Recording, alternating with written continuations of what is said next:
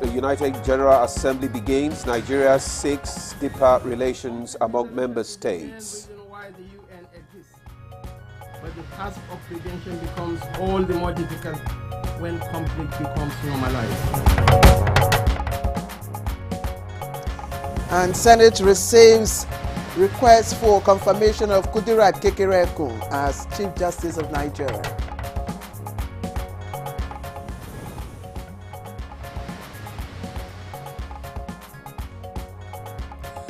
Presidency approves revision of the consolidated salary structure and 11 others with effect from 29th July 2024.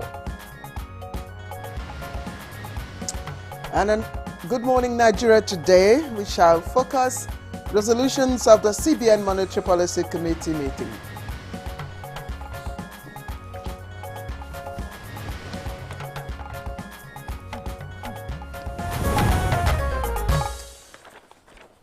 Well, Claire, is CBN NPC we are back on the same route again. Yeah, it's good to. Let's just look at it. Nigeria's Apex Bank has increased its benchmark interest rate, known as Monetary Policy Rate (MPR), by 50% basis point to 27.25%. Absolutely. And now this increase is from 26.75% and represents 50% increase of the MPR by the Central Bank of Nigeria this year. Yeah, the CBN also raised the cash reserve ratio by 50 basis points to 50% from 45% for deposit money banks and 16% for merchant banks. The committee said it adjusted the asymmetric corridor to plus 500 and minus 100 basis points. The rates were tightened to safeguard gains achieved recently, as explained by the CBN Governor Olayemi Cardoso. These increases are a battle to keep the economy stable, a fight that has been on since the year began. Indeed, and that fight is still on, but the CBN Governor is assuring Nigerians that the banking sector remains safe and on a sound footing. Now, he also explained that after deliberating for 2 days, the 297th meeting of the MPC agreed to leave other parameters unchanged. Now, what this implies, according to the CBN Governor, is that the liquidity ratio was retained at 30%. Demola. Well, these are all technicalities. we will get to break them down later on. For Cardoso, the latest inflation rates indicates that the CBN is on the right track and has done a great deal to restore trust in his work. All right, so let's again backtrack a bit. And the economy, country's economy, of course, as we all know, has been a source of concern for a while with inflation, going up and down. We saw figures going from 28.9% in December 2023 to as much as 29.9% in January 2024. Yes, Claire, but I must mention recent improvements in the inflation rates, though industry watchers insist this may not have serious impact on the man on the street because of other factors such as depreciation of the naira, which has made some serious impact on prices of goods and services in the country. We have guests joining us shortly to speak on the latest Monetary Policy Committee meeting of the CBN and its resolutions. Welcome to Good Morning Nigeria today. Thanks for joining us. I am Ademola Adeoye. I was hoping you don't say Claire. I didn't know this. I am a lot. All right. And I'm Claire. Adela Abdul Razak. Don't mind us this morning. It's because of the technicalities of all the CBN, figures and all that. And Demola, I'm sure. I mean, I had a P7, in my time in my WAEC, so that was a pass. In economics, right? In mathematics. In mathematics. Yes, and it was a big, it was big deal for me. I had A3 in economics. No, we are talking about mathematics. Mathematics, well, I had C6. Yes. C6. So you don't have anything to worry. This is technicalities. This. Anyway, welcome to the program. It's Wednesday's edition, and we are live on the network service of the NTA. Chukwudi Okoli Ugbaja will be here. I don't know what he's called, but trust Chukwudi. Anyway, he'll be here to give us the newspaper review. Of course, that will be after the news with Olajide Bello, whom I also believe. Let me just leave it at that. Okay, thank you. Good morning, Claire. Good morning. And I'm Olajide anyways. I won't forget my name, sure, for sure. Good morning, Nigeria, and here is the morning news. President Bola Tinubu is asking world leaders to deepen relations among member states of the United Nations in line with the principles of inclusivity, equality and cooperation. Represented by Vice President Kashim Shettima, the President made the call while addressing world leaders during the general debate of the ongoing 79th session of the United Nations General Assembly at the UN headquarters in New York, United States.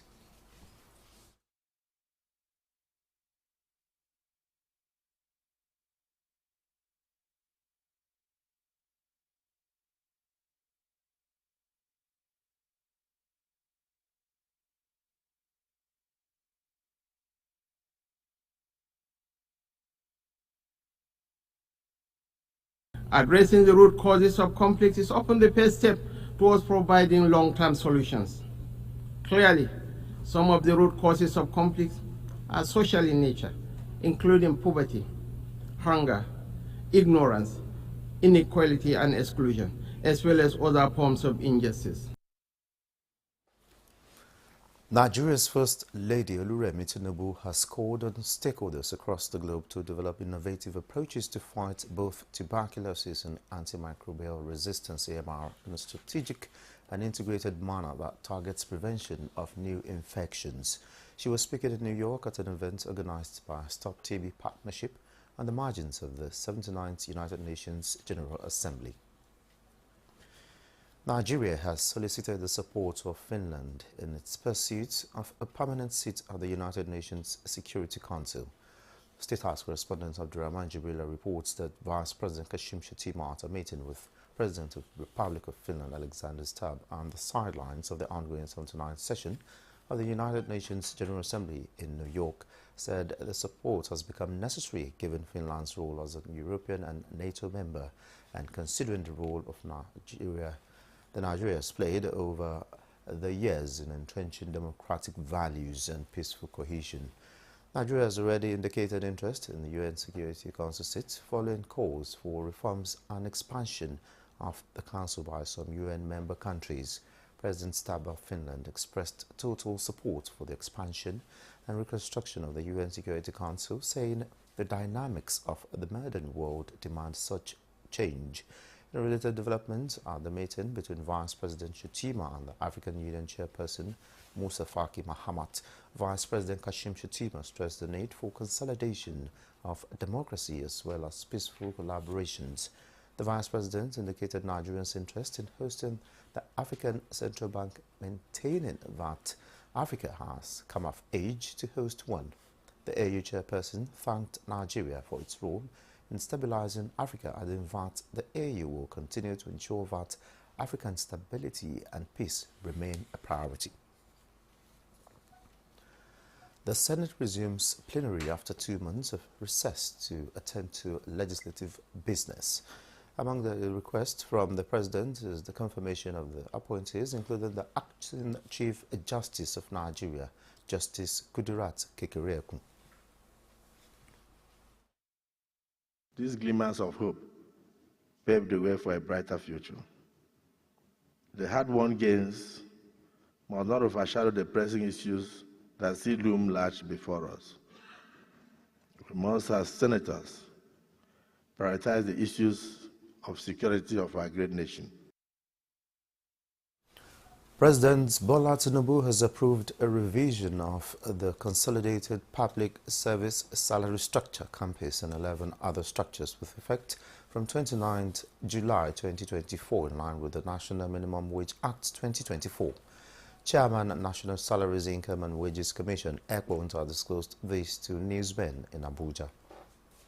Whether it's self-funded or treasury-funded, that has not received any circular on this matter, specifically from this commission, should contact the commission for further directives. It is not of general application. That table you saw, which was in the social media, was specific for a particular salary table. So if you use it across board, you'll miss the entire point.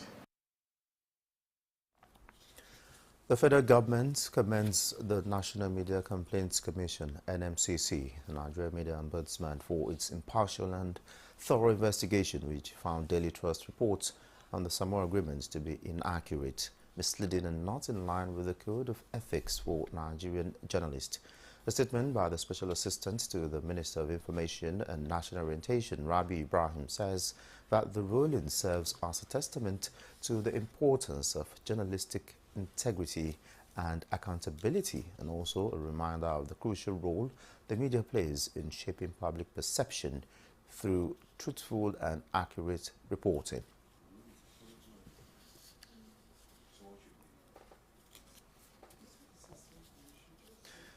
And I'd say it's on the morning news. Good morning, Nigeria continues with Demola and Claire after this break.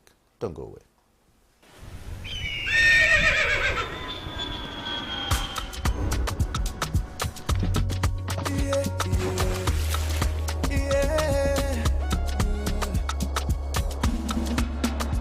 From the Atlantic across the savannah to the Sahara, we rise, a land of the free, we know they tire. We dream great, our spirit is undying. Resilient, rooted like palm tree, we sway in color, we stand up in demand, we make solutions, we ignite passion, yeah. Each ethnicity is unique, we are more than just a nation. We are Nigeria, strength in unity, we know they carry love. We are Nigeria, together live the dream of a land with great destiny. We are Nigeria. I am the real Nigerian. Brought to you by the National Orientation Agency, NOA. A new edition of TV Guide is out. This time, we got up close and personal with the transformational legislator, the Deputy President of the Senate, distinguished Senator Barrel Jibrin. We've created a difference in terms of representation through interventions that have brought an unprecedented infrastructural development to my area. This edition is a compendium of mind-blowing stories for your reading pleasure, ranging from technology, entertainment, economy, media, politics, family, and lots more. It is indeed a park of excitement as we take you through every aspect of life. Pick up your copy and get abreast with issues and trending features within our space. TV Guide, very incisive, very educative and compelling. Grab a copy at the vendor near you or any NTA station nationwide. TV Guide, your indispensable companion. We all get that party where they get your back anytime or day. E go carry a matter for head like say na your own. Now so Go TV tanda for your side as your party for correct enjoyment. We not a tear pocket. For this Go TV Super Plus Golden Window, you fit touchlight all the 380 Premier League games, correct local shows, and better film. We day for you. Make your sharply upgrade or recharge your Go TV on top Super Plus to enjoy every today. The Super Plus Golden Window don't come out money now. Not do yourself, oh. Go TV. Love it. We must all join hands to work hard so that we build a country for our grandchildren. My hope is that we develop as a nation where every citizen is given his due right. There is transparency, honesty, and integrity.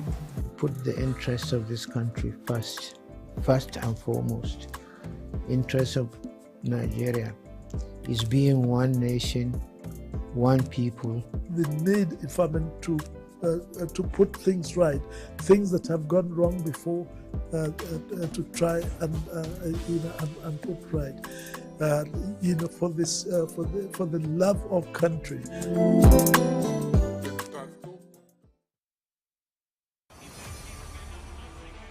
The race to qualify for the biggest football competition in Africa is on, the 2025 Africa Cup of Nations. 48 teams in 12 groups, with only the top 2 teams in each group qualifying for the African Cup of Nations in 2025 in Morocco. Don't miss the action, suspense and unrivaled coverage on AfroSport TV and its affiliates partners across Nigeria, starting from September 2024 to November 2024. AfroSport, your freedom of sport. This Sunday, live on Sporty TV, Real Betis, Espanyol.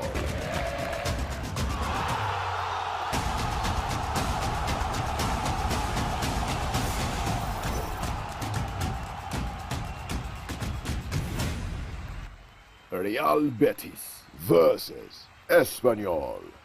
Watch live on Sporty TV. Brought to you by SportyBet. Play with champions.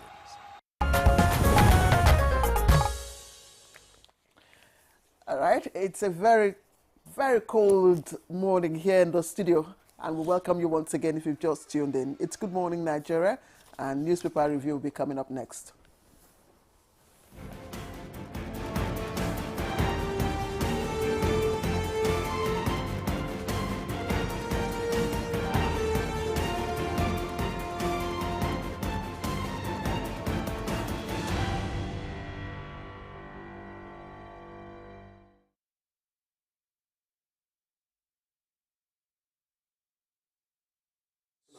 Demo, how are you doing? I'm doing great. Good morning. Good morning to you. It's still fairly cold. It is Well, in here. It is, yeah, it's the air conditioning. But out there, I think it's still fairly cold. Although I'm suppressing fever. I'm taking the drugs yesterday. Yeah, hello, Claire. How are you? Hello, to sport. Good morning. Good morning. You look resplendent, as usual. Okay, let me quickly tee off, as they say in golf. I hope that's correct. Let's start off with the leadership. Now, leadership has its strong stories on the front page. Matawale denies links with bandits, demands proof. That story is on page 4. Blame Buhari for current economic hardship. This is attributed to CBN. Details of that on page 4. And the writers are, says Tinubu inherited battered economy. We are battling with repercussions of 35 trillion naira ways and means, and stakeholders raise concern over 27.25% interest rate. And of course, we see it's time to act for early years. And this picture story is showcasing First Lady, Nigeria's First Lady, Senator Oluremi Tinubu, with other African First Ladies and participants to the high-level dinner hosted by Organization of African First Ladies for Development of LAD and their world on the sidelines of the ongoing 79th UNGA in New York on Sunday. It's time to act for early years. That's the words coming from our First Ladies. And just inside there below the nameplate, Tinubu seeks permanent UN Security Council seat for Nigeria and Africa. That's at UNGA 79. And there are other stories trending on this front page. But let me quickly look at the story above the nameplate. FG to launch new school curriculum next month. FG to launch new school curriculum next month. Details of that on page 8. APC tackles Yaga Africa over Edo poll report. It's on page 18. And 86 million Nigerians living in multidimensional poverty. Another multidimensional poverty report is coming up again. But this time, this is ActionAid. 86 million Nigerians. The last time, I think it was over 100 and something. million Nigerians. So if this is 86, and we're seeing a reduction, but Chukwudi will probably speak to that much later. Blueprint is next, and experts differ as CBN raises lending rate to 27.25%. The blueprint, experts differ as CBN raises lending rate to 27.25%. Decision will address major forex inflation threats. That's coming from Professor Uche Waleke. And no, it has tendency to slow down investment. That's again coming from Muda Yusuf. These are two financial experts, of course, having different opinion as expected. Drama as Justice Nyako withdraws from Nnamdi Kalu's trial. It's also there trending on page 6. And there are other stories now. Oh, okay. I think I'll just stop at this and hand over to Ademola Adeoye. Thank you, Claire. I have the Daily Trust newspaper with me, and below the nameplate we have Zamfara.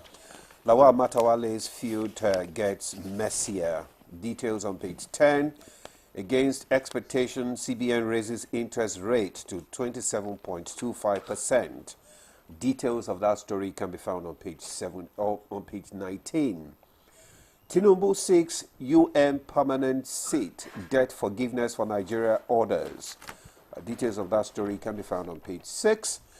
And the major headline reads, Army discharges female soldier who accused officer of sexual advances, cites mental challenge, exonerates colonel of allegation, Women Affairs Ministry silent on the issue. And the details of that story can be found on page 4. Nigeria's grappling with hardship, Akpabio. That story also can be found on page 4. Then we have Akures goes to sleep as monarch begins leave. And the EFCC probes own staff over 15 million bribery allegation. Chooks. Hello. The question I asked is, what are the indications that Matawale actually did things to suggest that he had links with bandits? Could it be just, fisticuffs between him and Lawal? Is there any fire in the smoke some people tend to see? The allegations that somebody is affiliated to insurgents or bandits, are weighty allegations. And it is only proper that since the matter would not go away, a proper investigation should be carried out to know the veracity or otherwise of the allegation. I think that's what we can say at this point. But not necessarily linking this to Matawale. I am one of those who feel that insurgency in this country continues because some persons in high places know something but are not saying something. Maybe they're even doing something that might not be in the national interest. But then, speculation does have its limits. You don't even want to engage in it at all. It's better. But if we remember that Danjuma told the CDS just a few days ago, no more excuses. End banditry now. Do something about it. The impression you have is that Danjuma knows something we do not know. And of course, being a military man himself, he's only retired, he's still a military man by mentality. A general. He knows that there are ways we can handle this matter and it dies a natural death. You know, Chukwu, the issue is that the burden of proof is always on the accuser. Oh, sure. So, with regards to the issue between Matawale and Lawal, I think the Enos. You remember that man? Instead of owners, the man, we are not divulging, told us it was the anus rest on you. Claire, your mischief will never beat a retreat. Anyway, and just as before we move away from the issue of insurgency and terrorism, there's a breaking news coming in, from our news report now from Gusau. and we hear that troops have eliminated another notorious terrorist kingpin, Kachala Makore, in Zamfara State. Again, breaking news from Zamfara. From Gusau, troops eliminate another notorious terrorist kingpin, Kachala Makore, in Zamfara State. Well, that's good news.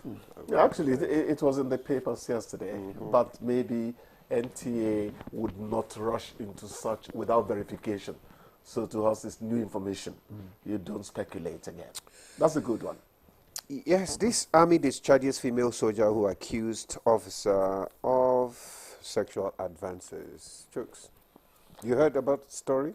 Yeah, I read up the bit, but remember there are riders to that. They are saying that the lady's mental health is in doubt, you know, and that actually it exonerated the colonel who's been alleged to have done something to the lady. But then his advances they talked about, I am a bit excited and interested, because if it's only advances, there's not a case of, you know, somebody going further. I want to say that this is interesting, because in Africa here, the woman is taken so much for granted that even advances are not considered to be anything untoward.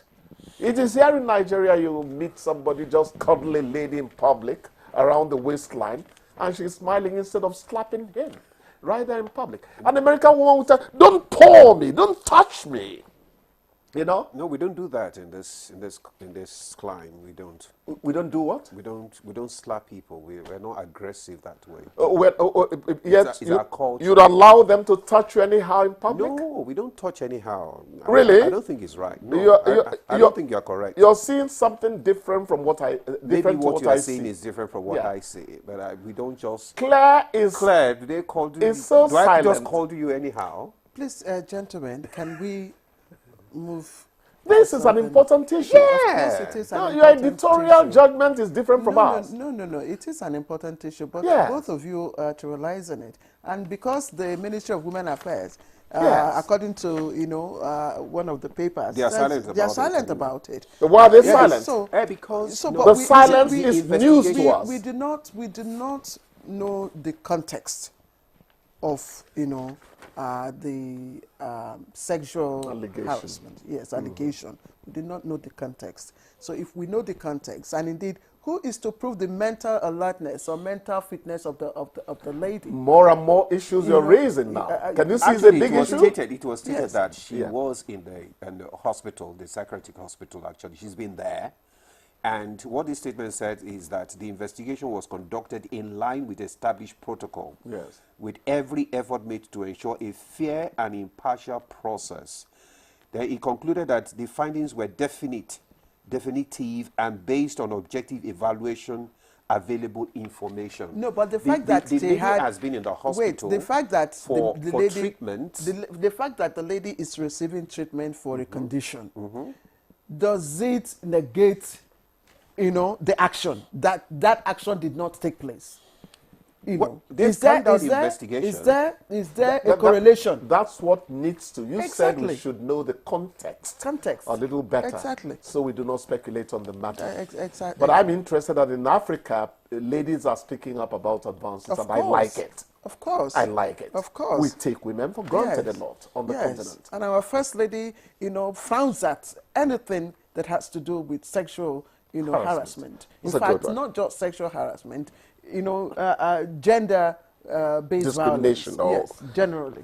So I think let's leave that matter. And then the issue again I would like us to look at is I'm almost forgetting that. It's of course the issue of the CBN's allegation or the CBN's remarks about the economic hardship and why it's been difficult to address the issue. And I was trying to go through the to find out. And the CBN is raising some issues. The CBN said that the current administration came into a very loose money supply situation. And it gives instances. In 2015, Chukwudi, Yes. it says money supply was about 19 trillion. Yes. And in 2023, it was 54 trillion. Yes. And then according to, this same Mr. Cardoso, the printing of 35 trillion naira resulted in a huge amount of money in circulation, which translated to too much money chasing same amount of goods.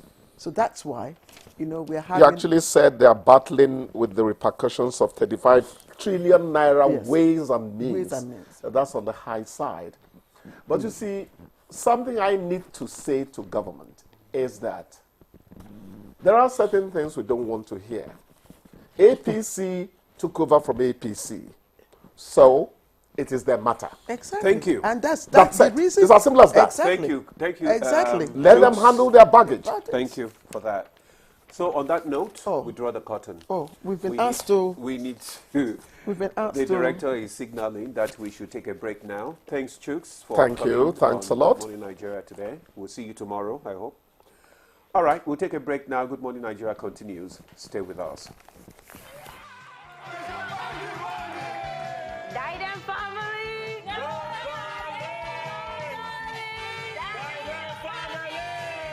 Hey, we go here today.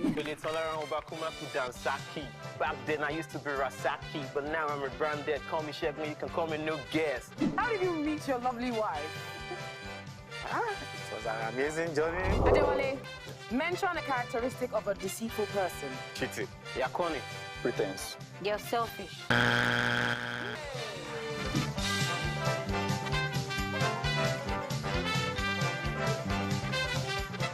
NTA Television College Jos, with a pedigree of producing indelible professionals in the media space and an affiliate of the prestigious Ahmadu Bello University, Zaria, for the award of degree in mass communication, calls on prospective candidates to leverage on the following courses it offers for 2024-2025 academic session. BSc Mass Communication, those with minimum admissible score of 180 and above who sat for the 2024 JAMB/UTME and direct entry, while 100 to 179 minimum admissible score can apply for the National Innovation Diploma NID in Film and Television Production, Broadcast Journalism and Television Engineering. For more inquiries, visit our website or call 0803 383 4343. Announcer, Registrar.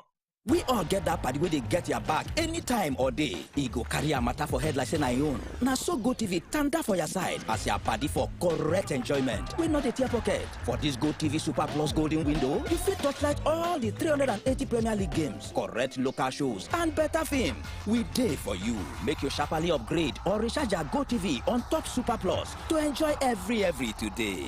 The Super Plus Golden Window don't come out money now. No do yourself, oh. Go TV. Love it. The counsel of our fathers. My advice to these young people is please do not take us back to those harrowing days. You probably do not know what it is. Nigerian youths, let's build our nation together.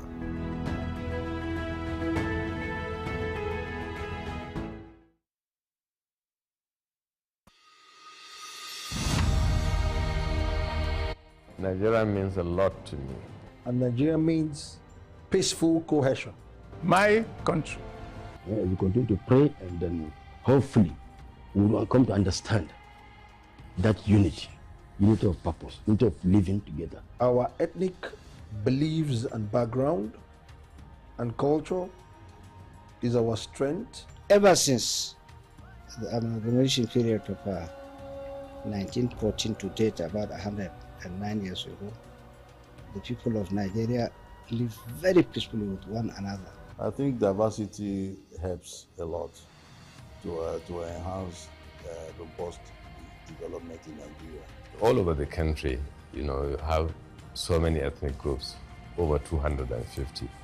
That is enough to tell you that this is a blessed country, and that God has kept, together as one indivisible entity.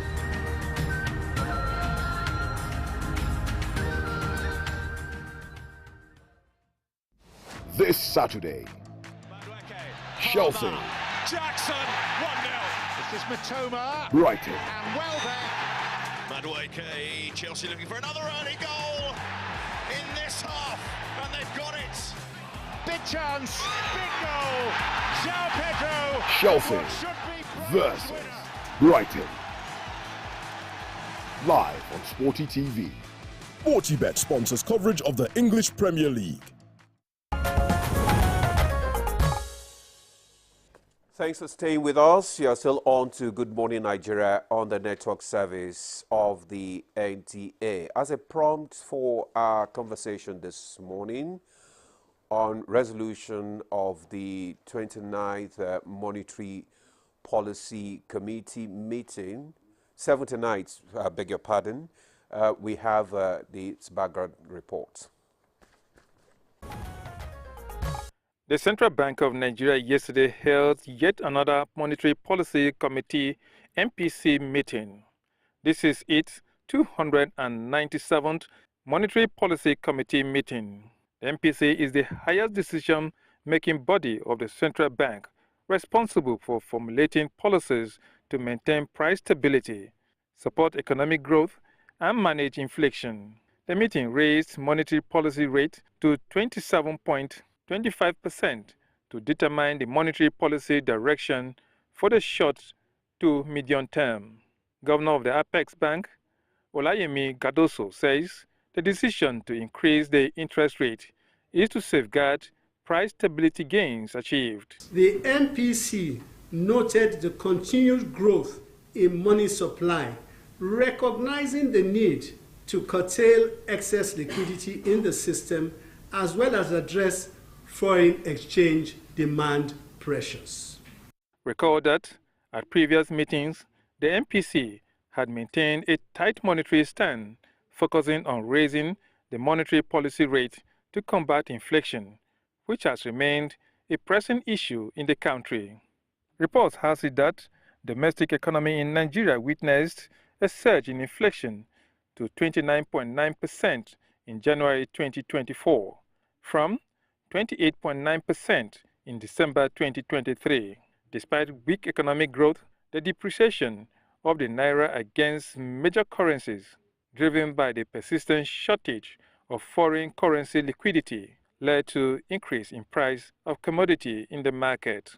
Guests on Good Morning Nigeria will be discussing the outcome of the CBN Monetary Committee meeting shortly.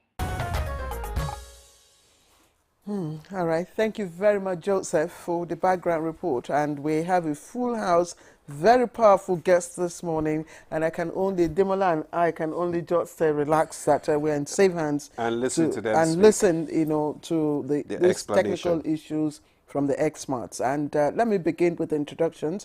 And we have here in the studio Dr. Ladi Balakefi, Acting Director, Monetary Policy Department, who is also of the Central Bank, who is also a member of the National Institute, MNI. Thank you very much, ma'am, for joining us. Thank you. And also here with us, we have Professor Ken Ife, economic policy expert.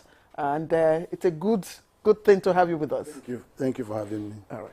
Demola. Also, we have in the studio a financial analyst, expert, Yushau Aliyu. You're welcome to Good Morning Nigeria. Thank you. Good morning. All right. And as usual, also, we have Niyi Akinshiju, Chairman, Independent Media Initiative, and Financial and Investment Analyst. You're welcome. My pleasure, as always. Thank you very much. Okay, let's kickstart the discussion with the Acting Director, Monetary Policy Department, to give us, a detailed explanation of what happened, what the CBN governor rolled out yesterday. Okay. Good morning, and thank you for the question, and also thank you for having the Central Bank here in your show. So, the decisions that were taken yesterday by the Monetary Policy Committee was a milestone decision. It was a hard decision because, of course, we know the current situation in the country, but the message we want to send out is that the decisions that were taken absolutely for the benefit of the economy. I think the last time we were here, you said we should talk in layman's language. So I don't want to start telling you about equilibrium. In fact, that's exactly Okay. what I want. However, so let me just give you a quick rollout of from last MPC to date. I believe that you all know that the inflation rate decelerated from the last MPC from 34.19%. It decelerated to 32.15%. And also, even the real sector, which is where you measure the GDP in the economy.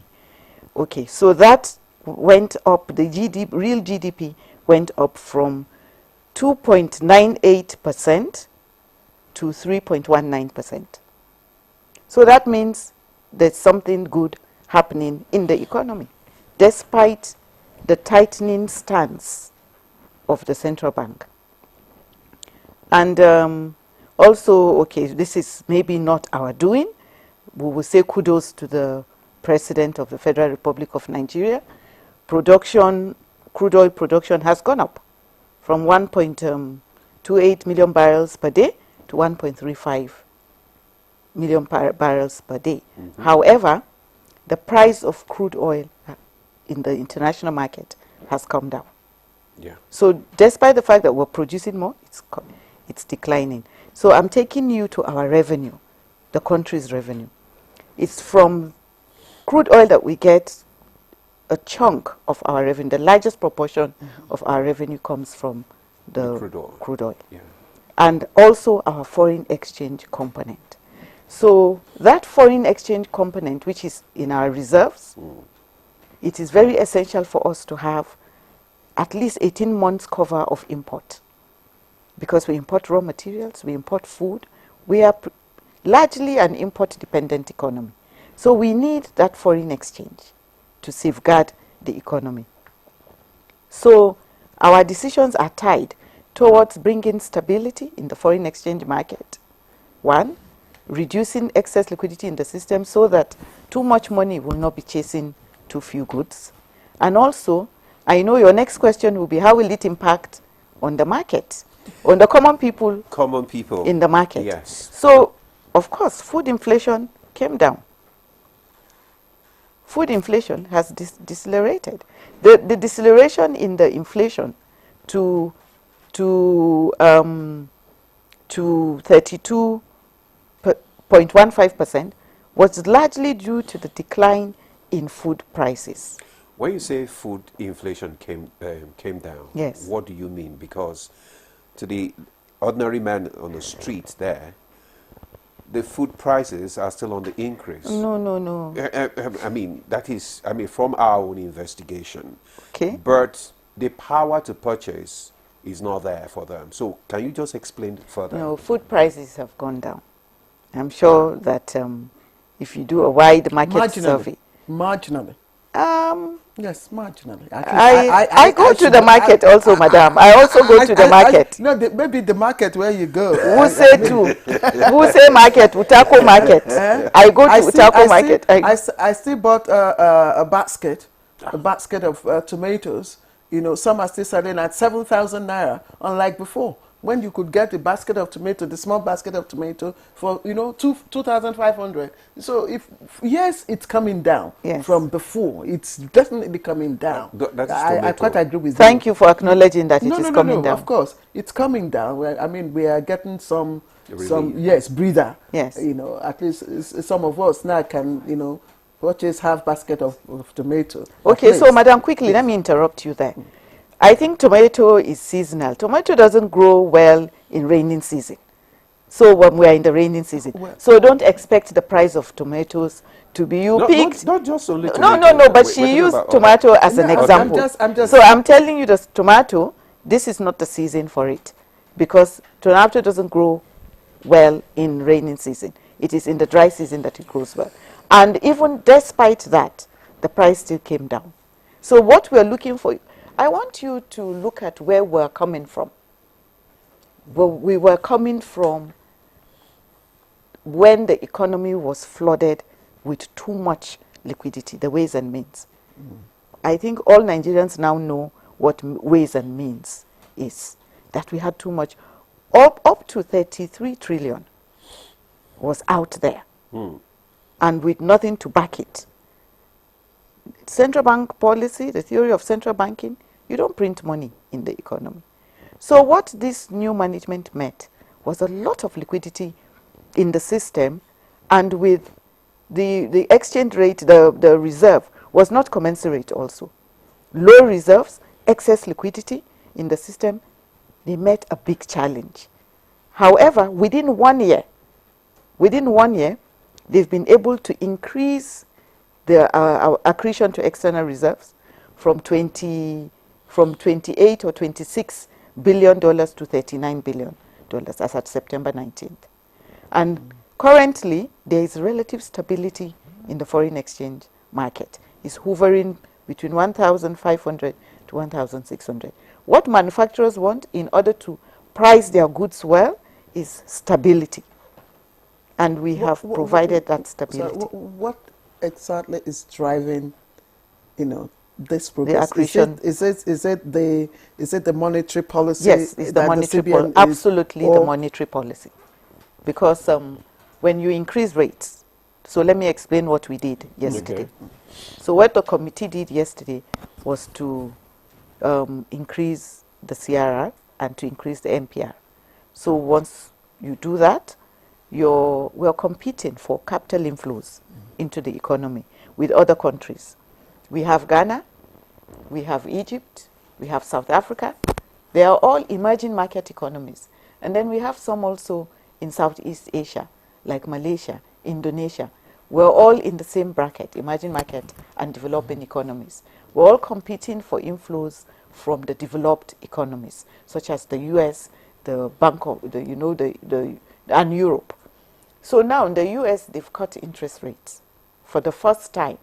Mind you, or even developed countries hiked their interest rates for years because there was global recession arising from COVID. So after COVID subsided, central banks, in order to normalize their economies, started hiking rates to create employment. During COVID, there was supply chain disruptions and so on. So they started hiking. Initially, they cut interest rates until they felt they had reached a position when they should hike because of what was happening in their economy due to inflation. That's why I'm going to ask you, before we even, escalate the conversation, I was just going through, because from the last, committee meeting to now, the basis points of increase, it's gradually declining, and I'm wondering from maybe 150, 100 basis points. This last one was just 50 basis points. Are we getting to a place of stability, maybe a place where the basis points will now? Well, you see, two last MPCs, we've been hiking from February to date. So we've had 4 MPCs, and we hiked. And now we are seeing the results. So that's why we did not. That's why we kept it at 50. But at the same time, we want to attract inflows, which was what I was explaining to you. And we are competing with other countries. So that was why we also had to hike, so that our interest rate, mind you, we're operating negative real interest rate now. So, but despite that, we're still able to attract FPIs. And the reason why we're able to attract FPIs is because international investors now have confidence in the Central Bank of Nigeria. They have confidence in the team, that this team are trustworthy and they are principled, and we have institutional reforms also ongoing in the bank to strengthen the governance structure, to strengthen the way we do conduct our policies. And we are being rated by sovereign agencies, we're being rated by international investors. So they have confidence in the bank now. Now that they have confidence in the bank, this will attract FPIs. Okay, thank you. All right, let's Dr. just escalate bring the conversation. Okay, Yes. Professor Kem, this is the fifth in 1 year that the basis points will be increased. What does it tell you about the nation's economy? Well, my view is my view, not necessarily represent the view of everybody. I mean, last week when I looked into this matter, I just couldn't find the basis for the optimism that the rate should go down, not even to stay stable. I couldn't see the reason, because the fundamentals that would drive CBN to begin to bring this down, I couldn't see that they were all met. But CBN has actually done something remarkable. Because if I'm a foreign investor in Nigeria, especially portfolio investment, not direct investment, because direct investment is more hostage to structural factors, I would be more interested in investing in Nigeria, because it doesn't matter where the forex rate is. What the investor is looking for is a stable forex regime and closure of the competing rates. That is the official and the, that's what they want, removing the arbitrage opportunity. Okay. Then they can plan. They will stay at 1,500 naira per dollar, but they can plan to invest for the next 6 months. And if it stays steady, they would, instead of cashing their money after 6 months, they will allow it to continue. That is what plays in their mind. Okay. Second thing that plays in their mind is that there's a conscious effort by central bank to narrow the gap of between inflation and monetary policy rate, because that is what they call the real interest rate. According to ECOWAS, one of the 10 macroeconomic convergence criteria is you shouldn't have negative real interest rate. We are at minus 11.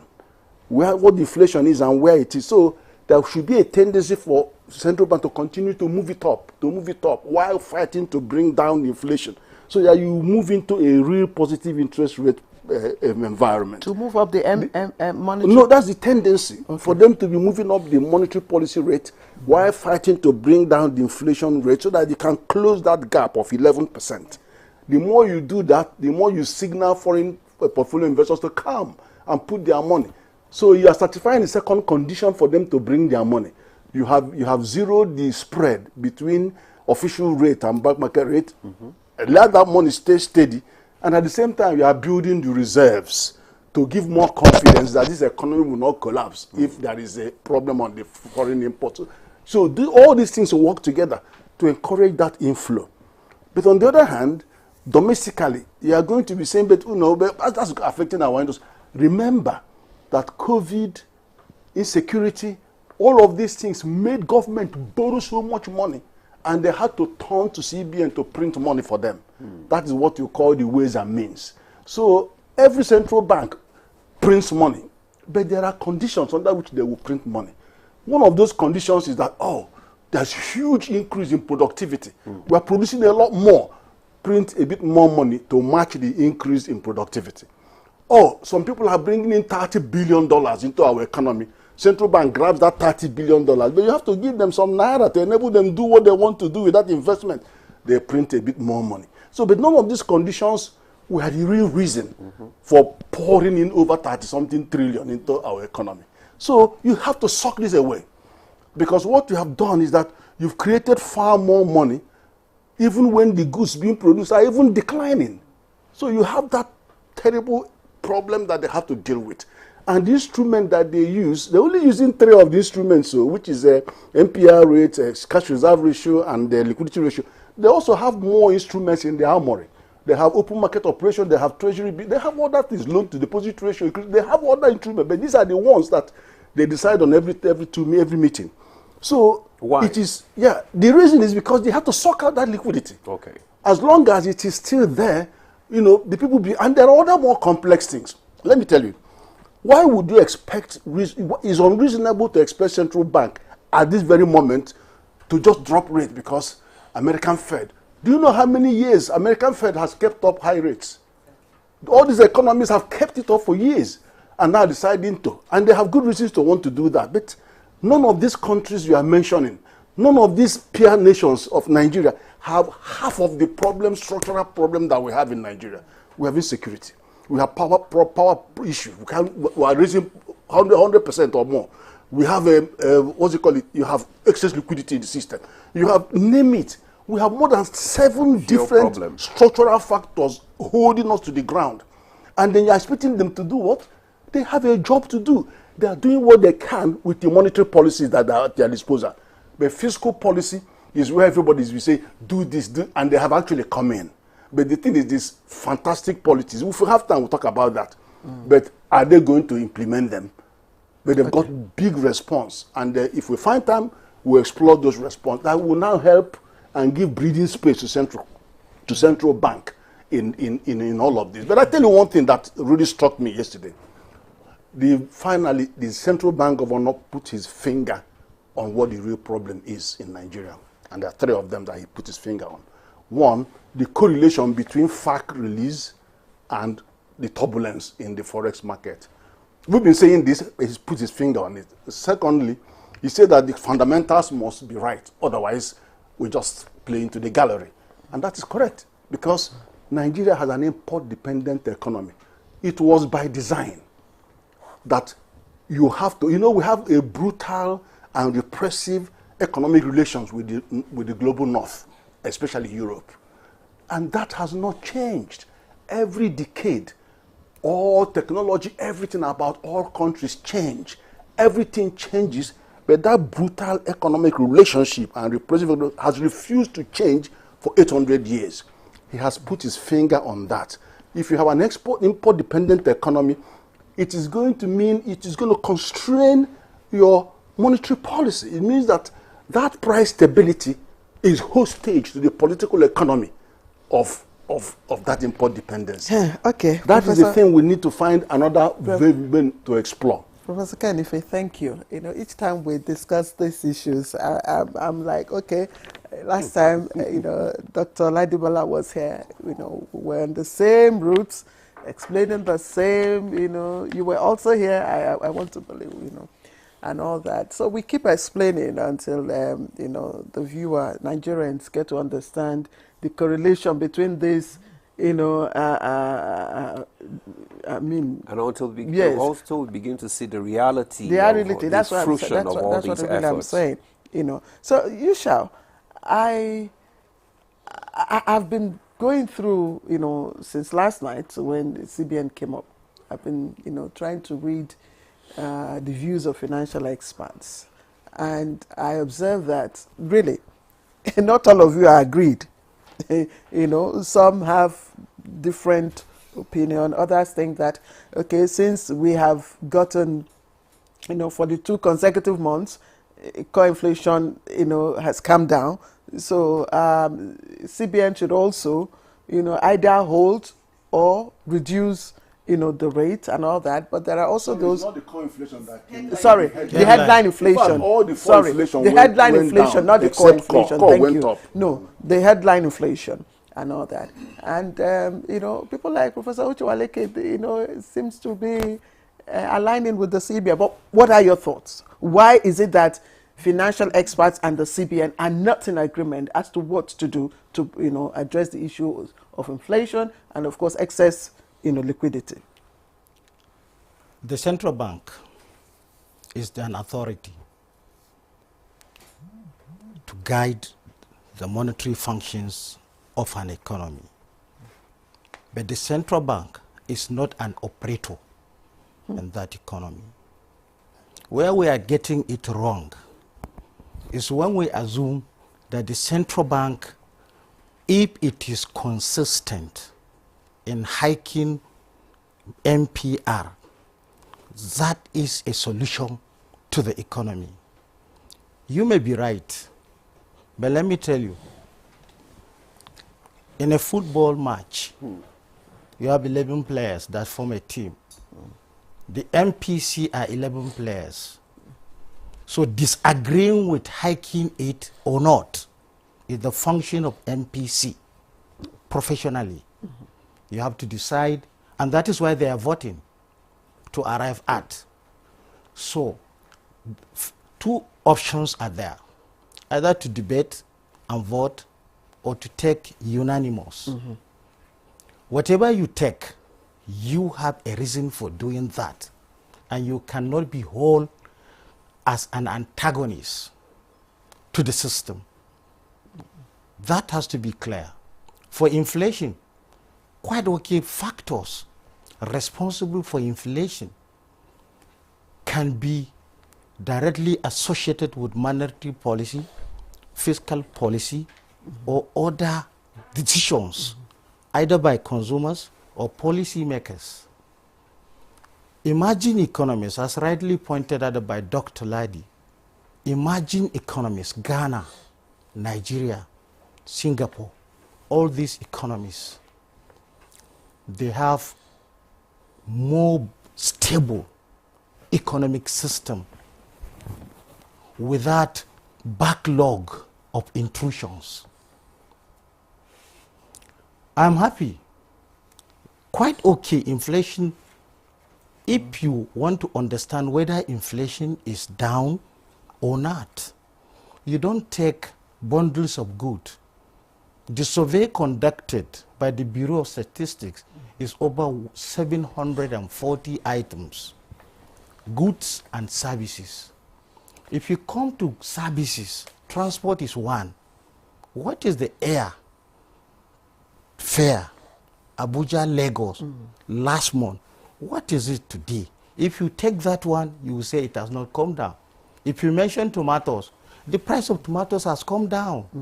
I bought yesterday. It's not the same quantity. It's not the same price. So definitely that -2 will not reflect what we are expecting to see reduction probably of thousands of naira from a basket so that your purchasing power can be improved. But hypothetically, Dr. Ken has pointed out where the problem in this, and that has been my stand. Not monetary, there are structural problems. And the CBN governor pointed out the 3 mentioned by Professor.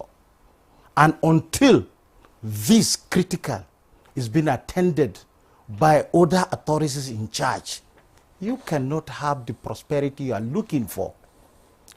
Inflation, headline or core, is guided by the survey of its professional statisticians who are trained to conduct survey.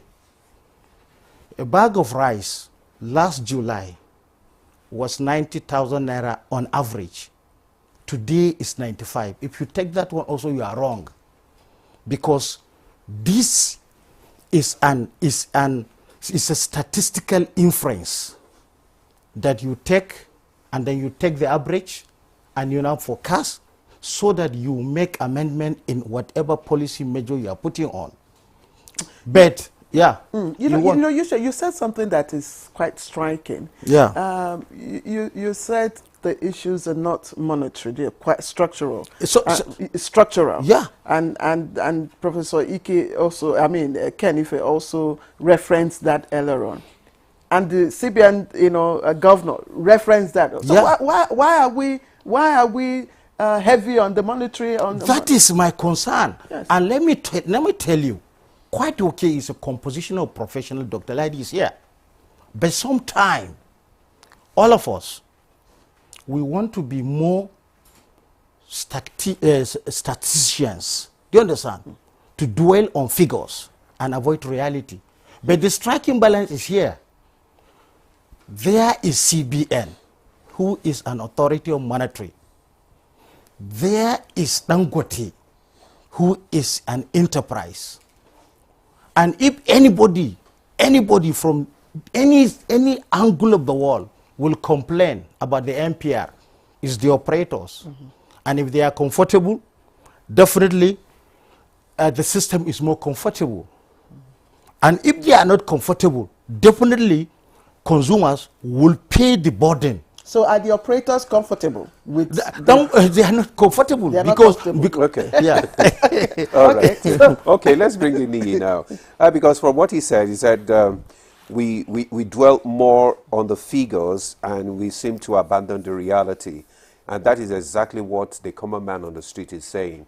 He said we are just talking about figures and inflation rate and all that.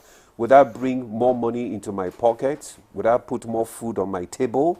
That is the question. And how does it affect the small and medium scale, enterprises with this latest development? Well, I think the fact of having economic managers, it's the reality that there should be specialized, professional, trained people who understand the interactions of factors, economic factors in the space. So that we don't also confuse issues. We know that the economic universe is made up of two pivots, two fundamental pivots, the monetary and the fiscal. Okay. And they are supposed to work together. You cannot take one and leave the other.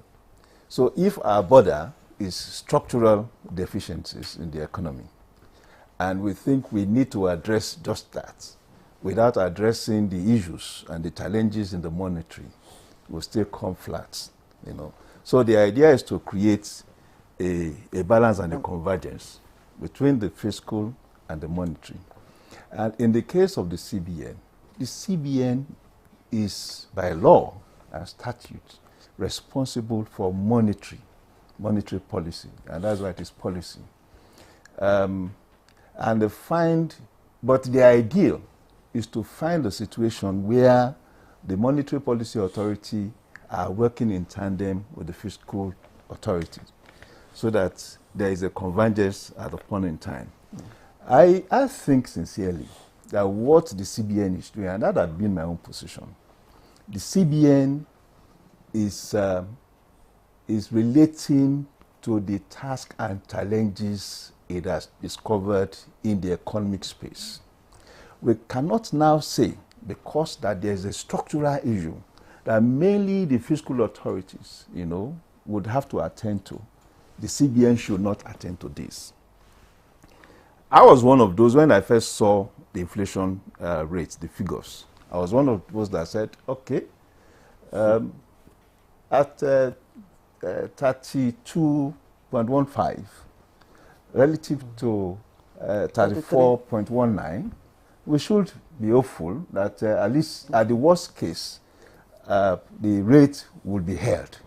At the worst case, it will not reduce, it will not increase, but it will be held. But that was before we saw the details. The immediate details we saw was that it was the food inflation that reduced.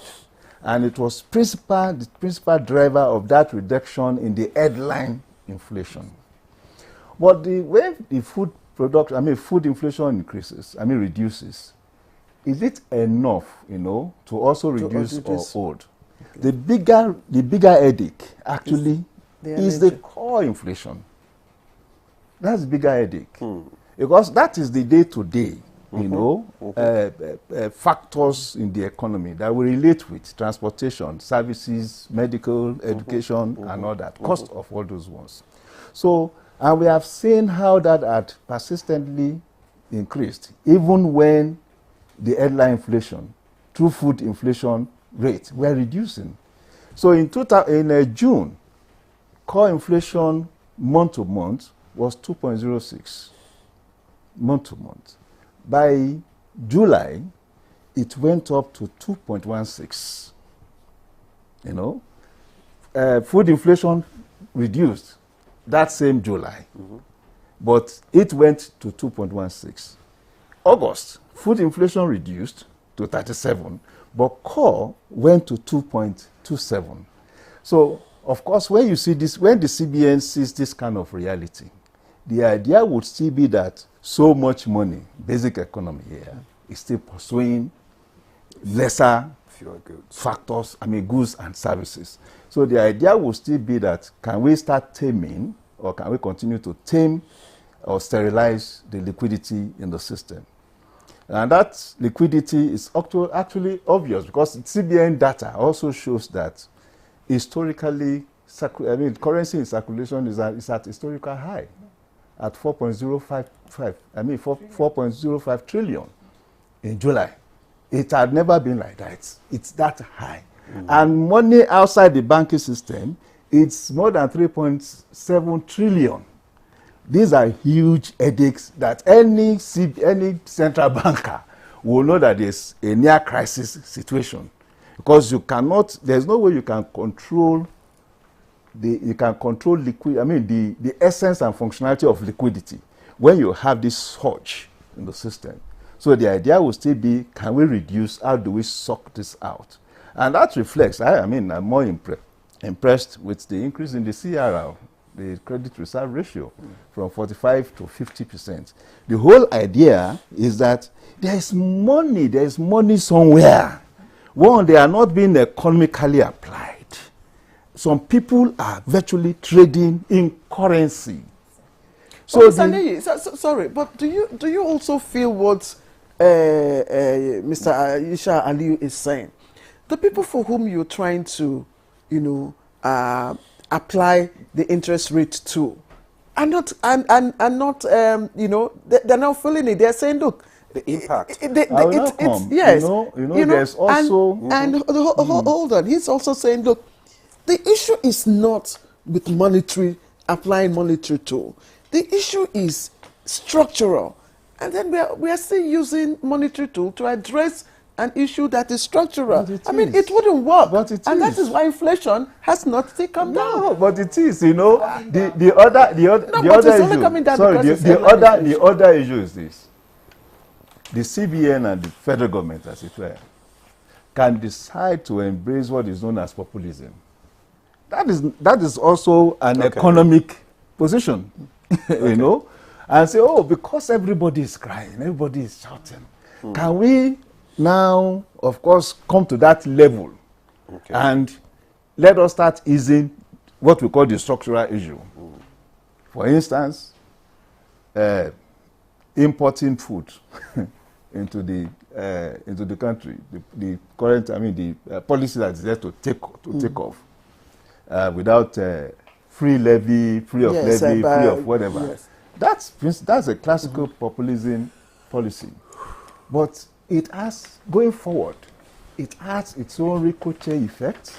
It has its own multiplier effects. I guess that is what happened in the past administration. Yes. That is why we are feeling the effect now. So you see, where you do not, because of the need to quickly appeal and assuage, some of the constraints of the people, as it were, and then forget what you are supposed to do. I have talked about the fact that this data that is in that the CBN has access to is indicating the fact that if the appropriate thing is not done now, we go into a bigger crisis. The average entrepreneur, and I'm an entrepreneur, will tell you that this is not fair, that the increasing the monetary policy rate is not fair. At least the normal argument is that when headline inflation rates reduces, there should be a reduction in NPR. That's common sense. No, but again, you now also look at the different elements that make up those rates. If those elements are not properly aligned, and you now go on, for instance, to reduce the NPR rate, it means that you are also now going to increase the surge in that liquidity, because it makes the cost of credit lesser, and more people, more entrepreneurs have what you call a race to the top. Everybody is approaching the banks to collect more money. You collect more money, you still have the same bigger problem of more money now, of course, if I'm pursuing lesser goods and services, and we come back, it becomes a round robin thing. We come back to that same point. So which are the elements now that you think that needs to be properly aligned before we come back to this here? The monetary policy, the monetary policy authority, I believe with what is going on now, there's a relationship between the two, the monetary policy authority and the fiscal authority. I believe there's a relationship between the two. But as much as possible, I canvass that, yes, there's a need to assuage the needs of everybody, every Nigerian. We should not go the populist way. We are where we are today now because of populism. So if we need to address the the deficit, more or less, in the system, we need to be practical about it. There is no way, we don't have an economically productive, environment, as it were. And if you don't have that, and you want to drive the populist route, you get into bigger crisis. So I think the need is for Nigerians to understand where we are coming from, where we are now, and where we want to go to.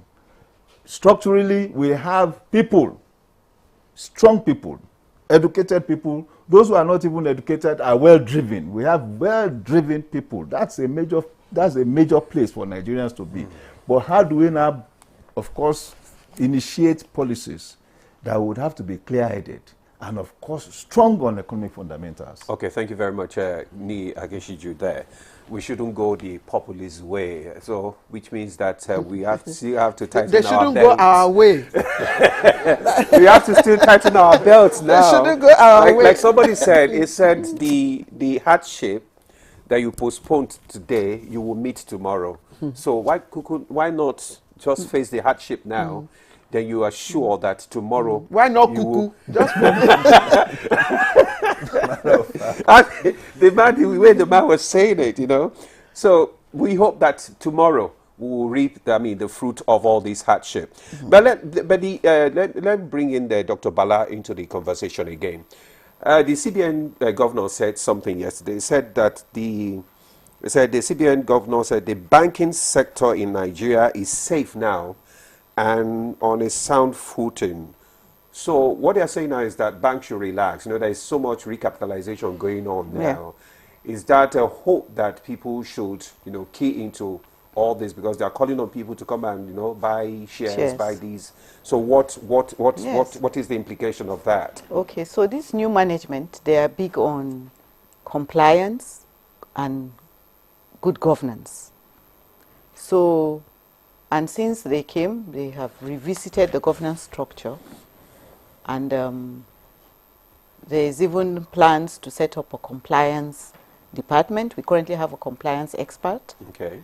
Because, things derailed a bit in the last few years. So, and then the recapitalization. The president said he wants to build an economy of up to $1 trillion. Yes. So in order to do that, you need big, strong banks to be able to do that, well capitalized. And also the economy would have to grow by like 9%, right? I think. So for us, the banking sector is a critical sector. Their job is intermediation. You give loans, you make money from giving out loans. Some countries are market-based economies, some are bank-based. Nigeria is largely a bank-based economy. Bank-based means entrepreneurs like him depend more on banks to get capital for their firms rather than going to the capital market. Bank-based is good because even small people can just go to the bank. The banks, they have branches in all nooks and corners of villages. There's the CBN policy that says banks must have branches everywhere. So there's accessibility. So we have that now on ground. Now the governance structure also is being instilled that you must comply to the rules and regulations. And then currently our ratios, the banking sector ratios, the capital adequacy ratio, the liquidity ratios, the returns on equity ratios, they are all good. Okay. They are all looking good. There's the Basel computation, which your ratios must align with. And ours, we are doing well. We're not below any one of the ratios, as in, so we're doing well. And with the capitalization, they will have more liquidity to supply credit to businesses. And if they do that, so we need you to look at the central bank as whatever policy we make is holistic. Okay. It's a holistic process. If we make the banks strong, they recapitalize, they will have more funds to take care of businesses, rather than going after federal government allocations, which is FAC. Rather than waiting for federal government deposits or state government deposits or local government deposits, they will have enough liquidity in their system. Remember, Soludo did that in 2005. And when he did that, that was when our banks became global. They were able, we now have branches all over Africa and even beyond. Yeah. And our banks are even able to go and take over banks in other countries. There is hardly a country in Africa that you go now that you will not see a Nigerian bank. So we want that continuance. We don't want a break in that structure. Okay. So if the banks are big, strong, with And reliable. sound and reliable, with sound indicators, they will be able to address credit to small businesses, big businesses, medium businesses, rather than going after government deposits. At higher interest rates. At high interest rates, which will now distort incur the debts. economy, and also it will make them remove their eyes from going to buy dollars. That is scarce. So if you're talking about, you know, I like what he said about if we want to go the populist route. If you go the populist route, you will lose out on your core focus. And now, this new management, they made a pronouncement when they took over that they are going to be focused on price stability, which is the primary mandate of every central bank globally. Fine. Dr. Ladebola, thank you. Now that you have, you know, I mean, led us into what the core focus of the CBN is, and I'm sure that you will be concerned about how to also tackle the core inflation, you know, driven by the, you know, high costs from energy and all that. And I'm wondering, if you increase the CRR and then you maintained the liquidity ratio, what are you thinking? How do you hope to drive, you know, the core inflation and address inflation from that end? Okay, and so stabilize the prices. So as we said earlier, some things are beyond the central bank. And when we talk about the fiscal authorities, by the way, this includes trade and investment, it includes budget and planning, it includes the Ministry of Finance. So we shouldn't put all when we say fiscal authorities, let us not look at finance only. So we have these issues on ground. Some things are beyond the Central Bank of Nigeria. We're not responsible for security, and there's insecurity in the country. There are some structural issues which Professor had mentioned earlier that must be addressed. So this transportation, the PMS, that subsidy removal and also the pump price has increased. Yeah. It will have a pass-through effect on inflation. Transportation, the market woman will tell you, before PMS, it used to cost me 10 naira to take my goods from the village to Utako market.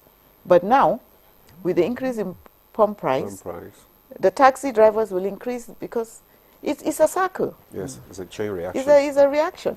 So what we can do, yes, we work based on data that is available to us. And the data that's available to us says that there's a lot of money out there in circulation. Currency in circulation currently is over 4 trillion. How do you get this money back? That's where CRR is responsible. We want to put this money in the central bank. If we put this money back in the central bank, Madam, what you're wearing is imported. What I'm wearing is imported. No, this is not imported. No, please. This is Ankara. Ankara. This is Nigerian Ankara. No. So, no, please. Nigeria. No, we wear Ankara, but the Ankara is imported. No, it's our traditional wear, but it is imported. When we finish this program, I will look at the base of your wrapper, and you will see. Yes, I will tell you. I can show you. So let's go back to what we were talking about. Yes, we wear imported goods. We are an import-dependent economy, so we need that foreign exchange to support to boost in investors' confidence. So we need that in our reserves. But we don't need our banks that should be giving money to small businesses, big businesses, using that money to buy dollars, going after government, you know, and again, there's a disconnect. If banks collect deposits from state government and also from federal government, that money is for fair. It's for welfare of the state, not to sit in the bank's coffer while they are getting interest on it. It is for government to use to provide social welfare amenities too. So in fact, we're helping the government to ensure that these banks are not in a position to collect this money to keep for interest. We want them to come up with, if you go to the UK, you will see banks coming up with so many products for that we yield interest for them. So many products. They don't go after federal allocation. So this core inflation, it has to come down. And the message that headline and core inflation. Sorry, madam, let me land. Okay. And at the end of the day, when this inflation comes down, you will see the benefit overall in the economy. And indeed, I want to align with him. We are collaborating with the fiscal authorities. That's why you see they are importing food. One portion has come, another portion will come, batch will come to address the supply side. However, we don't even want that importation to be too much. We want for us in Nigeria to be able to produce what we eat. How will we do that? These banks, the money you have, give it to farmers. They will say it's high risk. Find a way. You have analysts. You have a department in your bank where you will have researchers that will conduct studies for you on how you can navigate it. Okay. You know? Dr. Bala, so we thank need to you. have all this together. The handshake, trade and investment, also ministry, they have national export. They have the Nigerian Export Promotion Council. They have the NIPC, Nigerian Investment Promotion. All of these, we have to all come together and say, okay, which market are we going to target abroad? We need to earn foreign exchange from exports. But how do you come together? Because we do come together. We do come together. Like the Ministry of Finance is the agency that we work critically with. However, now we've always worked with other agencies, but we're increasing it now. We attend the meetings of investment promotion and protection agreements. We attend bilateral cooperation meetings. And we are now writing, as advisors to the government, we write position papers. We even conduct the research for them because Central Bank of Nigeria is filled with capacity of well-grounded economists in the Economic Policy Directorate. And we're sending out studies to them. We're drawing their attention to what could go wrong if they don't go this way and that way. So there is actually a handshake, and we are going to strengthen it. But please, everything is not dependent on the Central Bank of Nigeria. There are structural issues which other agencies must handle, which other ministries must handle. But the key word here is collaboration. We do understand that. We do understand that. And I just wanted to say before you come in, that one thing that gladdens me is the fact that you said that foreign reserve is growing. It is growing. And that's a big one, because the last time we came, our foreign reserve was depleted. And everybody was... Anyway, that's good news. Yes. But I would want to bring in Professor Ken Ife, but that will be after the break, because the director is calling for a break now. So stay with us. We'll be back after the break. The federal government of Nigeria wants vandals of national assets, electricity transmission towers, cables and other facilities to desist from this act of sabotage. Vandalism is a serious crime punishable under the law. Vandalizing electrical equipments will affect millions of Nigerians, including your loved ones. Remember that national assets belong to all of us, hence the need to protect them. Report all cases of suspicious movement around electrical facilities to security agencies. When you see something, say something. This message is from the Federal Ministry of Information and National Orientation in collaboration with the National Counter-Terrorism Center, NCTC, Office of the National Security Advisor.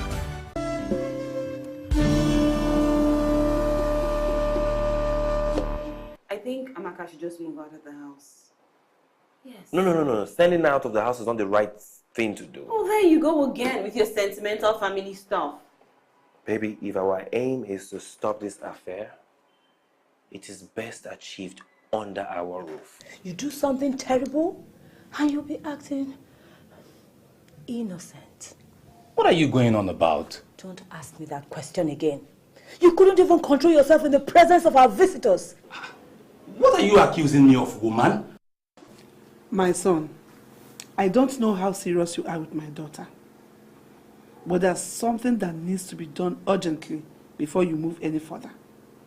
Anything, just anything, just say it. I'm ready to do anything. There is a spell that needs to be removed. Spell. Family forever. The story of our lives.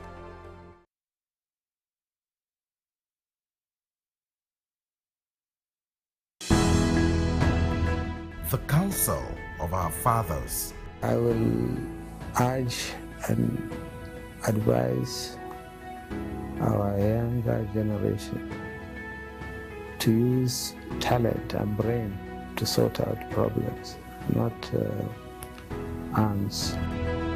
Nigerian youths, let's build our nation together.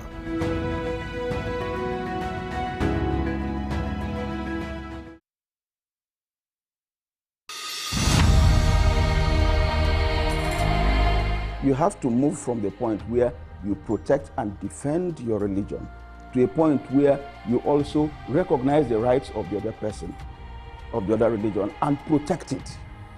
So if I am protecting my own territory and my own people and trying to emphasize their rights and protect their rights, I should also be thinking about how to protect the rights of the others.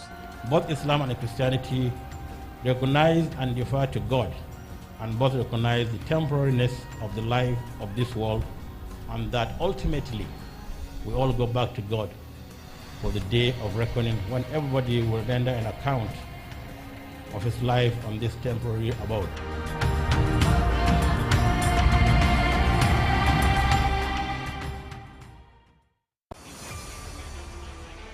The race to qualify for the biggest football competition in Africa is on.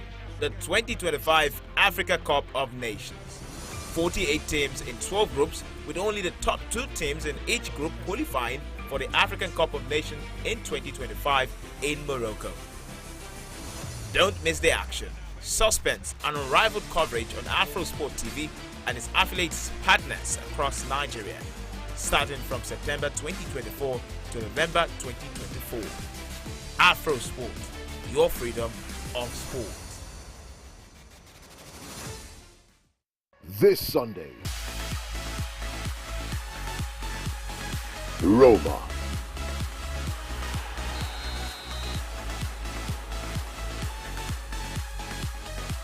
Venezia. Roma versus Venezia. Live on Sporty TV. SportyBet sponsors coverage of the Italian Serie A. All right, welcome back to the program. It's Good Morning Nigeria. We thank you for joining us. And before we went on that break, Professor Ken, if Demola, you wanted to... Yes, I was going to ask because, from all that, we're talking about the CBN MPC resolution. And I was going to ask the fact that, like the CBN said, that they are tightening up all these rates in order to safeguard the gains that have been achieved so far. From your own perspective, should it be the case right now? It has to be. Claire said, why do we talk about inflation if the whole thing is hostage to structural factors? And my response to that is, we have to talk about inflation, because inflation is one macroeconomic objective that destroys the lives of people. that sends tens of millions of people instantly into abject poverty. No, I said why? No, wait a minute. I'm coming no, to sorry, that. please. I said why do we use monetary tools to address inflation if the problem is coming to structural? that. I'm coming to that.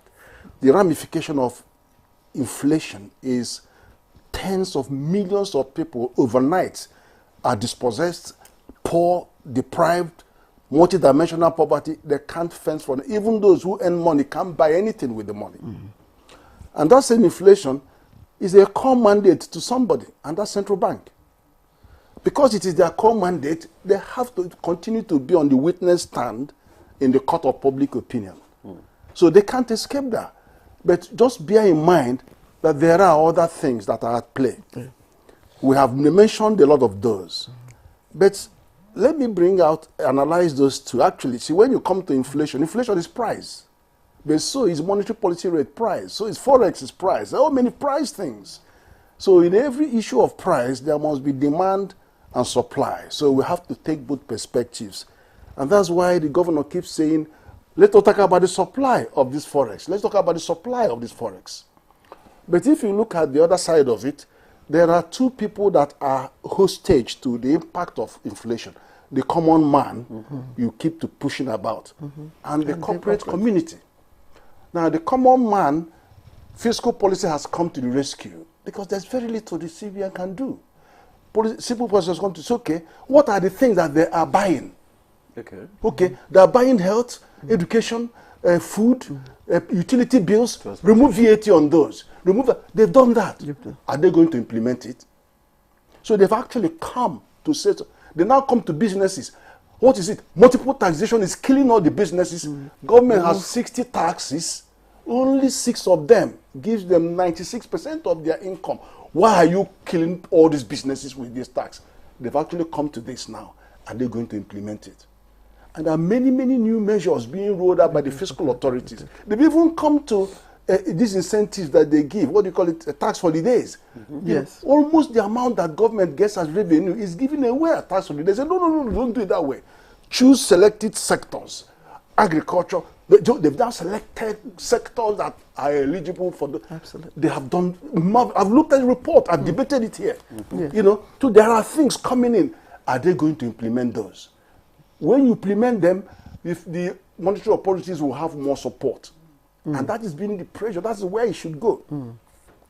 And in all other ramifications, we will have to do as much as we can on arresting some of these sectors. But it's not going to be easy. It's not going to be easy because all these countries that we are looking at, they've done that. Ghana, we can't be compared to those people. They don't have half of this. Insecurity in Nigeria is pervasive. It's in all geopolitical zones, and they have different characters. For some, it's separatism. For some, it's Boko Haram. For some, it's banditry. It's all the different kinds. And they all are hydra-headed. And they are not going down as fast as we would require to help us arrest the other thing. Dollarization of our economy. I live in the UK 43 years. And I go there with dollars, and then I can trade with it. But here, as soon as you disburse FAC, it enters into dollar. What the hell is going on? There are tea shops that are selling in dollars. There's some hotels that you go, they're quoting dollars. We allowed our economy to be hostage to dollarization. And what do? Central bank has taken the oxygen away from dollarization. Yeah, take the dollar, but you're not going to make money from it because they have to move their arbitrage. And central bank has even attacked the commercial banks and said, look, on your dollar reserves, close the net open position to 20%.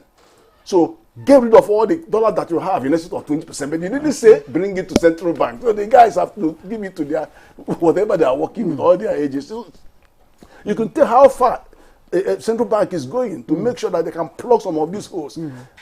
Diaspora remittance, you've seen that is inching up, is going up, is going up. Fiscal authorities should come in and say, okay, why are we doing this $500 million? No, go for $50 billion diaspora remittance bond. But consult them to know where they are interested in. So that you are still borrowing. 131. Foreign debt. Yeah. It's 100 and it has grown by 131.92%. Yeah. So the thing is that those rates are still coming in because you are borrowing. Our foreign debt has grown I'll give you the figure before Please, we finish. before we go. So we're still borrowing. I'm still borrowing. And the fact of the matter is that that debt-based financing, which is borrow them, has to shift to asset-based financing, and which is where you are now borrowing based on your own assets. And then those who buy it go and deal with it. Give me the money. You know, you are seeing those in terms of securitization of future crude revenue. You've seen Saudi Arabia do their own. They didn't borrow 25 billion. They said, okay, tell me the value of Saudi Aramco. It was valued in 2019 at 1.5 trillion. Give me 5%. They went to the capital market. And then after 2 years, corporate governance, all of that came, they increased to 2.3 trillion. And they said, do that to NNPC. I've argued on this. Do that to NNPC. Just go and get 10%. You will find out that if you stake out, you could get $50 billion from the 10-15% of their assets. Then people will come in. You have all this lack of transparency you are talking about. It will vanish. LNG, the way the LNG is operated, will now see the light in the end of the tunnel. The same militants will buy share. Oil companies will buy share. They will all be, but it's a small share though, but that will transform the economy. And then the CBN can rest a little bit. Look at what happened. Over 3 years, NNPC was sending all the crude to foreign refiners. $3 billion that CBN was supposed to be getting was not getting for 3 years. But now, CBN is come back into that. But let's do the other one. Get that octopus, get it out there. Only 10%. You will see how much. Okay, Dangote has brought oil, his PMS, and hopeful that it could get us up to 40% reprieve on Forex. CBN governor says it might actually go up to 15%. But that is big news because that will bring more Forex into the arena to be able to stabilize and then begin to bring down the actual rate from 156 whatever, bring it down. So one is to normalize it, which we have done, align it, which we have done, remove arbitrage. The second thing is that can we have sufficient Forex supply so that we can start pushing down that rate to 1,000 to below 1,000. That's the next thing that CBN is going to do. But of course, CBN should increase the cash reserve ratio because the banks are capitalizing. And so more trillions are coming in. CBN needs some of that.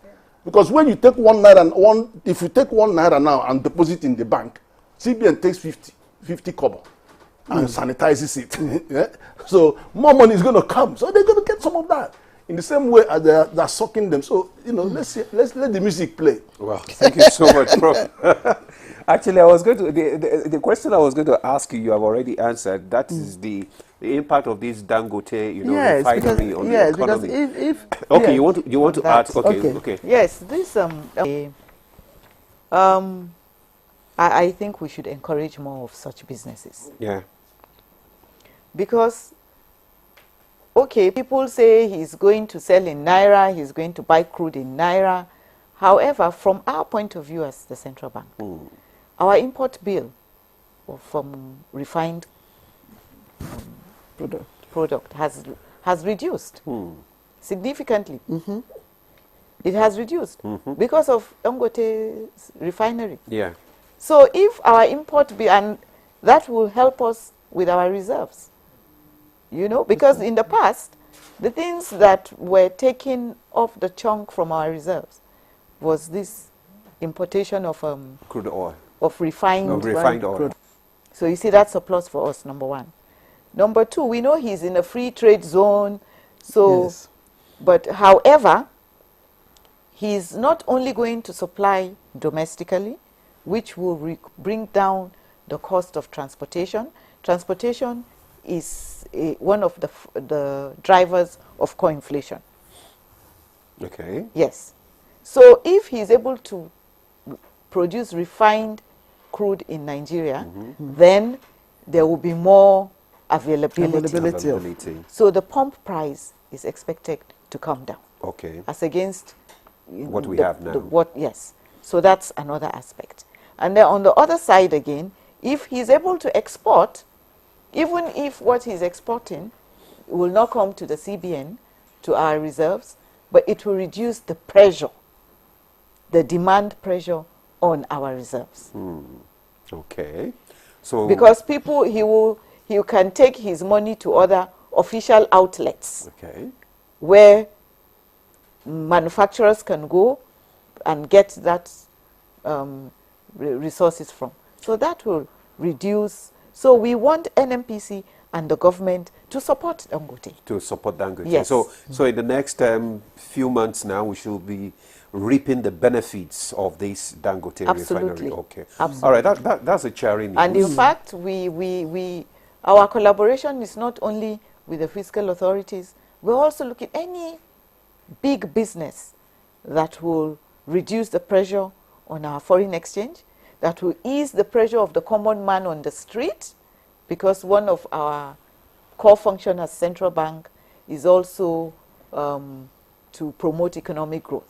And this cost of transportation it has an impact on core inflation. It does. So It does. we like what Dangote refinery is going to bring into the economy.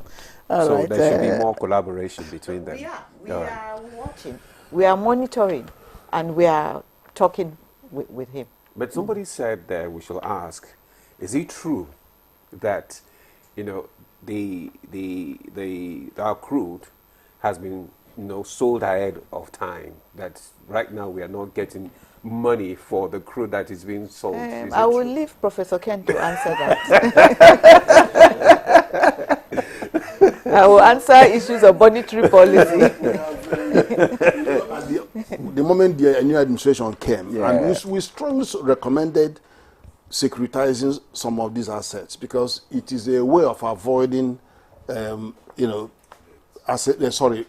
debt-based financing. Because debt-based financing is you borrowed money from outside. It's either they come and seize your asset, as China is doing in Mozambique and some of them, or they will squeeze life out of you because of the interest rates that are going up through the window. Of course, your dollar-based things are increasing. So we said shift some of those to assets. So you saw some bit of that securitization, that some of the future crude were securitized. So more cash was released in advance. And then you saw that on gas as well. So but what happened is that it's only a proportion, all right? So there is some refuge in the PIA. The PIA said we have to prioritize the local demand of the refining capacity. And so what that means is even though some have already been sold in advance, but if Dangote's requirement for crude exceeds what is normally available, the PIA says serve notice to other the other players, the IOC that are also taking their own, that you must prioritize supply of crude here. Okay, all right. All right? So when you add that to the fact that the government has also said, okay, sell crude in Naira and sell PMS in Naira, the two of them are going to work interactively for good. Okay. But it's not going to be sweet news to those IOCs, because they are going to be saying, what are you doing to me? This is not what we agreed, Why are you squeezing? I also have my own refineries abroad where I'm supposed to be sending this crude. So what will happen is that some of them may leave onshore, to move to offshore. Some of them may say, okay, you are a smaller partner to me, buy me off and let me go. Okay. So you could see some of that playing out, the likes of Orlando and all of that. There will be more of those in the pipeline. Okay. So you heard the issue of our debt profile. In fact, I wanted, Dr. Ladibala to give us the exact... Public debt is 121.67 trillion. And if you convert it to dollar, it's $91.46 billion. $91.46 billion. That's our public debt. Yes, public debt. And then we have the foreign debt, which has also gone up, as I said earlier, by 131.92%. 131? Yes, 0.92%. And I must tell you also the fiscal deficit has gone up. It has gone up. So, because government is spending, and although government needs to spend to bridge the supply gap, and I want us to look at the issues globally. These things, the disruption in the supply chain is not only limited to Nigeria. These geopolitical tensions, like Russia, Ukraine, the war in the Middle East. Yes, they are all part of the problems, challenges we're having globally in all economies. So most governments will address them in the way that best suits their economies, but they have implications. Okay. So that's the... All right. So you were okay. Yes, Claire, yes, you wanted to ask yes. I wanted Richard to also weigh in on the issue that Professor Ken, raised in addressing the physical end of, the inflation and all that. Since CBN has come mandate to tackle the inflation, let's look at the fiscal aspect. Before I get to fiscal aspect, I have to go to a point raised by Dr. Ladi, as usual. but you have to do that in 2 minutes. Yes. Because we're rounding up. We have few minutes. Definitely, debt to GDP is very important to understand your debt situation. IGR is an indicator of whether you are comfortable or not. But our IGR is going in debt servicing. But unfortunately, we keep on sharing high profile of cruisers to the tiers of government. The National Assembly has to look carefully into that, because out of the 3 points mentioned by the CBN governor, the backfiring of that sharing is also affecting our liquidity situation. The rationality behind the central bank, price stability. Price is a function of demand and supply. And that is why the relativity B0 minus B1P in its elementary economics stress how you strike an equilibrium. However, we have to appreciate two things from the bank. Dr. Ladi mentioned nations that have confidence in central bank. All of us in Nigeria have confidence in the bank because our resources are safer by day. And you have to quickly round up so that we get but what my opinions are, I am happy that the bank is hiking the MPR by 50 basis. 50 basis is a friendly point at which will address monetary issues, not 100, not basis. 200, not 400. Okay. All right, let's bring in Nii now. Do you foresee another increase in the next meeting? Yes, it could be.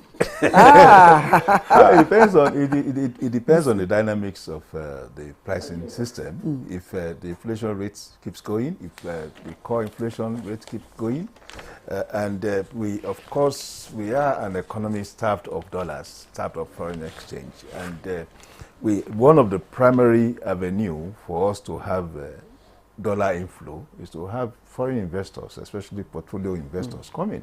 Portfolio investors will not come in if they believe that the $100 million they are bringing in will actually, the interest that they will earn on it, will fall, because of the difference between the interest rate, MPR, that is established by the bank, by the CBN, and the inflation rate, because inflation rate is a major ticker that determines actual real rates. So if there is a huge gap between MPR and the inflation rate, the gap actually translates to deficit for the investor. So the investor wants a situation where he comes in and makes a earning, on his investments, and the earning is determined especially on the difference, how close the rate, the interest rate is to the inflation rate, and that is why the CBN keeps moving it up so as to encourage this inflow. All right, thank you very much. much. Just last, your message to Nigerians at this point. That the central bank is determined to bring down inflation at all costs. The Monetary Policy Committee members and the management of the central bank are focusing on price stability as their primary mandate and will do whatever it takes to bring down inflation for the benefit of the economy, for the benefit of corporates, small businesses, and also the average Nigerian on the street. Thank you very much, Dr. Bala, Ladi Bala Kefi, MNI, for your submission today. The central bank is determined to bring down the rate of inflation in the country. So that's a ray of hope for Nigerians generally. So thank you, Acting Director, Monetary Policy Department. Thank you for coming to give more clarification on the MPC resolution. Thank you so much. Also, I want to thank Professor Kenny Faye, economic policy experts, as usual. Thank you so much for coming. Good morning, Nigeria. Yushao Aliyu, financial analyst. Also, thank you for your contribution this morning. And Niya Kinshiju, Chairman, Independent Media Initiative and Financial Media and Policy Media Initiative. Media and Policy Initiative. Oh, Media and Policy Initiative that's the most and important Financial leg Investments. of it. Yes. All right, thank you. Thank you. Thank you so much for coming. Well, you know. Pardon? 297 MPC, all right. So we hope that the next MPC will not tighten the belt again. Anyway, Claire. Anyway, you know what I like to say? I want to say thank you to CBN. They've been very forthcoming. Good Morning Nigeria lately. You know, whenever we call upon them, they answer us. And please, our message to Dr. Ladibala is take our message to the CBN. Your partner will ensure that we'll keep on educating and creating the necessary awareness on government policies and government. Well, I am Ademola Adeoye. Thanks for joining us this morning, and do have a fabulous day. I have not introduced myself.